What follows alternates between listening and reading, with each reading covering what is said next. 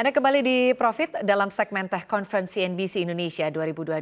Acara ini diselenggarakan berkat kerjasama CNBC Indonesia dengan Oppo Indonesia, Wir Group, dan juga PT Telkom Indonesia Persero Tbk. Dan dialog bersama dengan Direktur Jenderal Informasi dan Komunikasi Publik Kominfo dan juga Heru Sutadi, Direktur Eksekutif Indonesia ICT Institute akan kami lanjutkan kembali. Pak Usman, kita lanjutkan lagi dialognya Pak. Ini kan rencananya nanti pusat data nasional ini akan dibangun di 4 kota. Nah, kalau artinya dibangun di 4 kota sebetulnya ini untuk secara teknologi sendiri apakah akan sama yang dihasilkan atau seperti apa Pak Usman? Iya, saya kira akan relatif sama ya, supaya ada tadi interoperabilitas itu ya. Kalau beda-beda ya tidak sampai kemudian mengganggu interoperabilitasnya itu begitu. Ya, jadi saya kira akan relatif sama, walaupun barangkali ini ya provider teknologinya itu berbeda begitu, bisa saja kan begitu.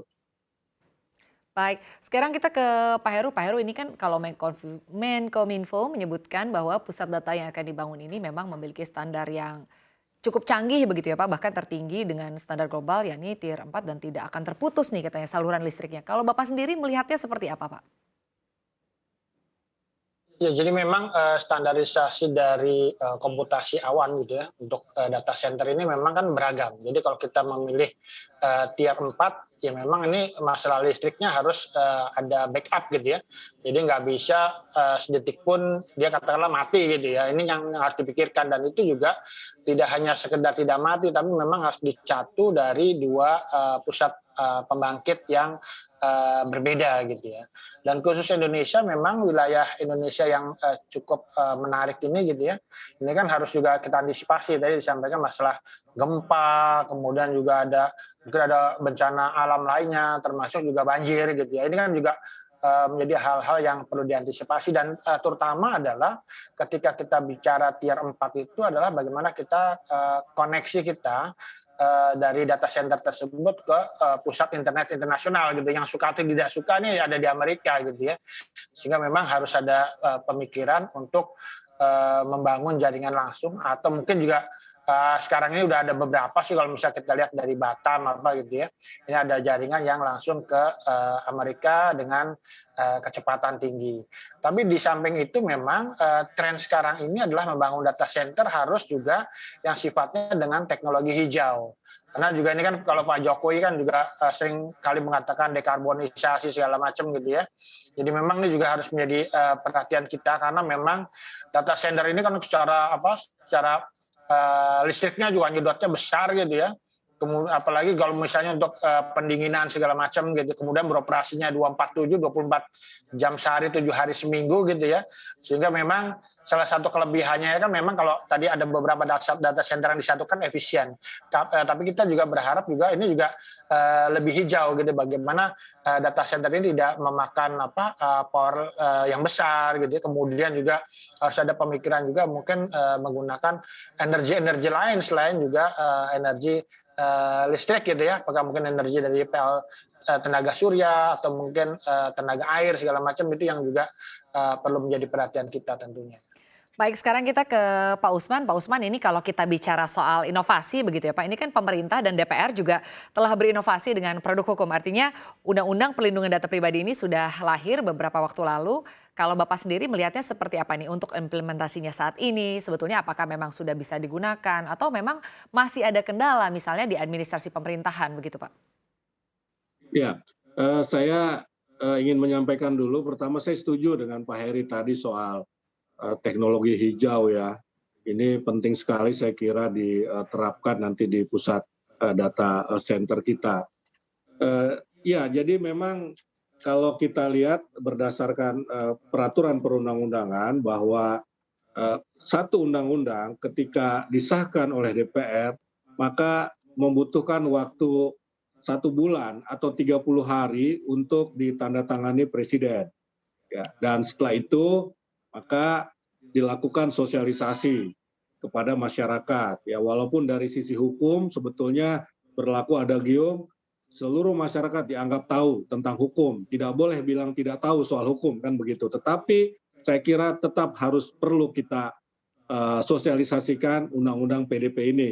Nah, setelah itu maka kita akan membuat aturan turunannya. Ya, apakah itu nanti berupa PP, Perpres misalnya, ya terutama antara lain untuk pembentukan ya lembaganya. Ini kan diatur ya kelembagaan untuk mengawasi pelaksanaan undang-undang PDP, yakni lembaga itu di bawah presiden atau bertanggung jawab kepada presiden sebagai wujud ya atau implementasi prinsip sistem presidensial.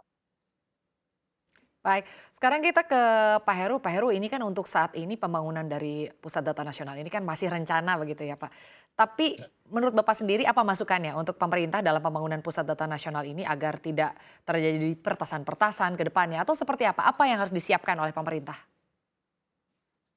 Ya tentu masalah keamanannya juga harus dipikirkan untuk bagaimana nanti pusat data nasional ini aman dari pertas gitu ya.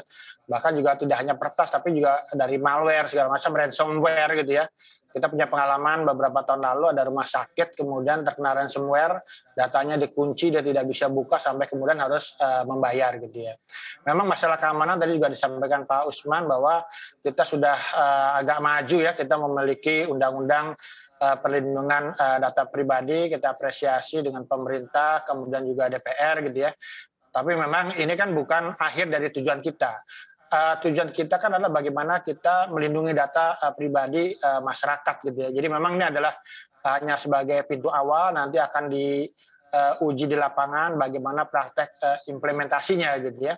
Karena kita juga punya pelajaran dari beberapa kasus kebocoran data ini, tentunya masalah bagaimana kita memiliki standar operation procedure terkait misalnya ada kebocoran data, adanya pengumuman kepada masyarakat yang datanya bocor, kemudian juga apakah perlu investigasi gitu ya, tentunya investigasi data yang bocor itu benar atau tidak, data dari mana, kemudian juga bagaimana proses kebocorannya segala macam gitu. Ini kan perlu nanti kita atur kembali agar memang undang-undang ini bermanfaat bagi kita semua. Termasuk juga tadi kita bicara masalah lembaga perlindungan data pribadi. Tentunya kalau selama ini kan kita juga masyarakatnya agak sedikit kurang happy nih Pak Usman ya, karena beberapa kasus misalnya kasus kebocoran data kan kita nggak jelas nih benar bocor atau tidak, sanksinya apa terhadap yang kebocoran segala macam. Nah ini juga kita harapkan bahwa nanti lembaga perlindungan data pribadi ini adalah lembaga yang kuat, benar-benar bisa mengatur, mengawasi, mengendalikan tata kelola data di Indonesia dan tentunya juga memberikan sanksi yang tegas. Dan kalau kita sih berharap memang ini tidak merupakan satu lembaga yang hanya mungkin di bawah menteri tertentu, tapi merupakan lembaga yang juga menghimpun stakeholders gitu ya. Ada mungkin dari kalangan akademisi, kemudian juga dari para ahli, kemudian juga mungkin dari mereka yang di industri gitu ya, termasuk juga dari pemerintah agar kita memiliki satu sinergi yang sama untuk bagaimana kita sama-sama nih bekerja untuk menjaga data masyarakat Indonesia dengan lebih baik ke depannya gitu. Baik, satu pertanyaan terakhir untuk Pak Heru. Pak Heru, dengan dibangunnya pusat data center ini, apa harapan Anda untuk ke depannya? Ya kalau kita berharap memang semua data ini akan bisa disatukan, tapi memang selain itu kan datanya juga mungkin juga harus valid dan akurat gitu ya. Kita kadang-kadang sekarang kita bicara tentang menyatukan data, tapi data yang adanya sendiri antara satu kementerian, satu lembaga lain juga berbeda-beda nih. Katakanlah misalnya data populasi penduduk Indonesia deh, pasti ketika kita dengarkan presentasi dari kementerian yang berbeda, lembaga yang berbeda, ini isinya juga berbeda. Gitu. Jadi memang teknologi itu merupakan hal yang penting memang juga, tapi di sisi lain juga substansinya juga tentu juga jangan dilupakan, karena ini juga menjadi data yang sebenarnya dibaca masyarakat kan data yang substantif gitu ya. Baik, Pak Usman, satu pertanyaan terakhir Pak, singkat saja. Dengan dibangunnya pusat data center ini, apa harapannya pemerintah ke depannya? Iya, saya kira yang jelas seperti tadi Pak Heru sampaikan ya, saya setuju sekali dengan masukannya dari sisi teknologi maupun dari sisi unsur-unsur di dalam kelembagaan itu. Ya, ini akan membuat pusat data nasional ini bisa menjadi bagian perlindungan data pribadi yang dilaksanakan ya secara lebih efektif dan efisien. Ya, saya kira itu.